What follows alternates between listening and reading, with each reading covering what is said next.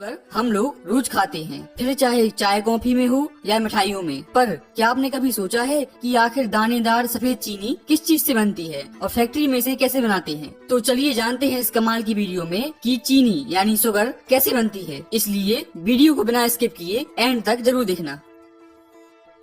दोस्तों, चीनी बनने की शुरुआत होती है गन्नों की फसल के शुगर फैक्ट्री में पहुंचने से, क्योंकि चीनी मुख्य रूप से शुगर केन यानी गन्नों से बनती है। इसलिए ट्रक या ट्रॉली में लोड करके गन्ने फैक्ट्री में पहुंचते हैं, जहां पर उन्हें क्रेन मशीन की सहायता से अनलोड किया जाता है यानी उतारा जाता है और इसे श्रेडर मशीन में भेजते हैं।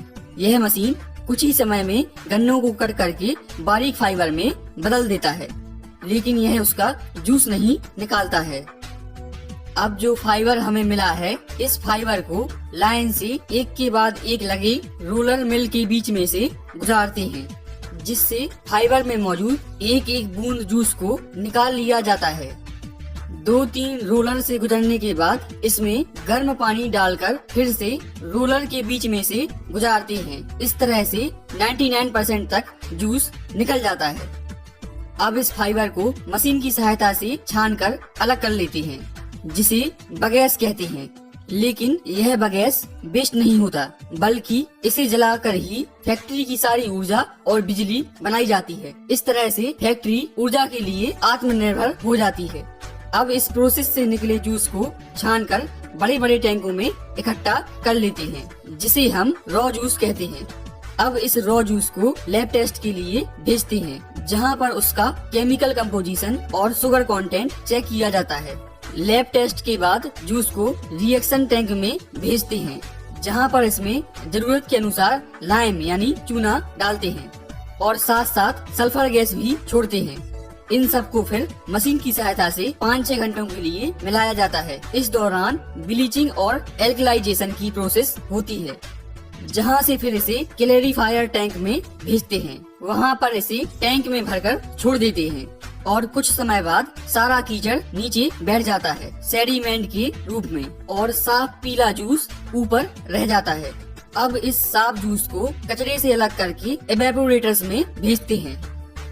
एवेपोरेटर्स में जूस को तब तक उबाला जाता है जब तक यह एक गाढ़े सिरप में न बदल जाए।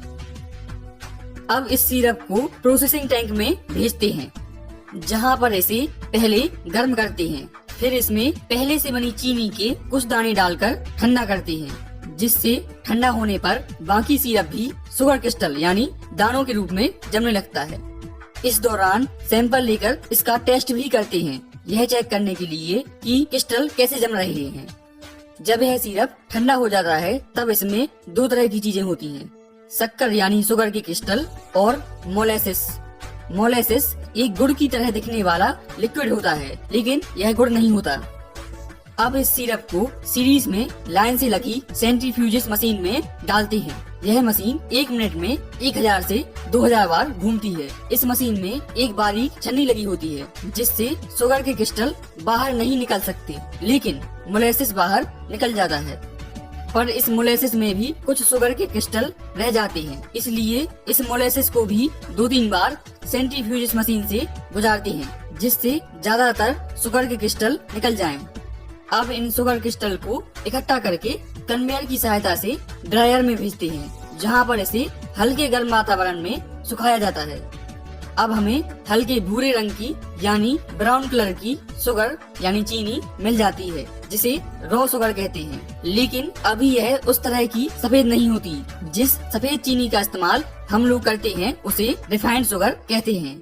रॉ शुगर से रिफाइंड शुगर बनाने के लिए रॉ शुगर को डिस्टिल्ड वाटर यानी पानी में अच्छी तरह से घोल लेते हैं, ताकि सारे क्रिस्टल अच्छे से घुल जाएं। फिर उसे सैंड एंड ग्रेवल फिल्टर से गुजारते हैं, जो इसमें मौजूद रेत और कंकड़ आदि को छानकर अलग कर देता है। वहां से फिर इसे डिक्लराइजेशन टैंक में भेजते हैं, जहां पर चीनी को सफेद करने की प्रोसेस होती है।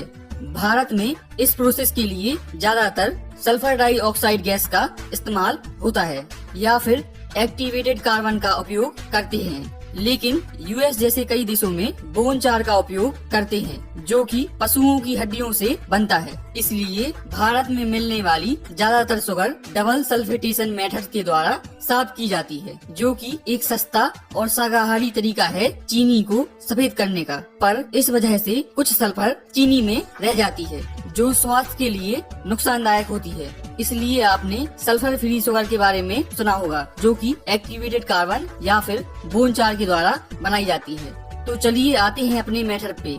डीकलराइजेशन टैंक में छने हुए घोल यानी सॉल्यूशन को भरकर कुछ समय के लिए छोड़ देते हैं। इस दौरान टैंक में मौजूद सल्फर डाइऑक्साइड या फिर एक्टिवेटेड कार्बन सारे कलर को एब्जॉर्ब कर लेता है यानी सोख लेता है और एक क्लियर सफेद लिक्विड बन जाता है, जिसे फिर वैक्यूम एवेपोरेटर में भेजते हैं, जो इसमें मौजूद पानी को गर्म करके निकाल देता है और एक गाढ़ा सिरप बन जाता है। इस सिरप में कुछ चीनी के दाने डालकर ठंडा करते हैं, जिससे ठंडा होने पर यह शुगर क्रिस्टल यानी दानों के रूप में जमने लगता है।